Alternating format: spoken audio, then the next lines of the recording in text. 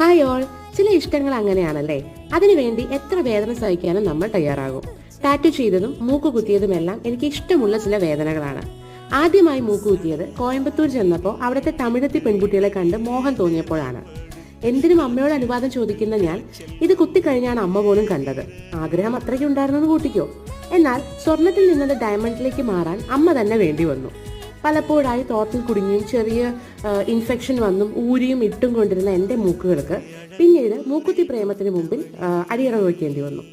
വലിയ മൂക്കായതുകൊണ്ടും മാംസമുള്ളതുകൊണ്ടും ഊരിയാൽ തന്നെ അത് അടയുന്നത് കൊണ്ടും 4 വട്ടം തട്ടാൻമാർ മാറി മാറി കുത്തി. പിന്നീട് മൂക്കുത്തിയുടെ വലിപ്പം കൂടി വന്നത് എൻ്റെ സിസ്റ്റർ എനിക്ക് ബർത്ത്ഡേക്ക് സമ്മാനിച്ച മൂക്കുത്തിയിലൂടെയാണ്.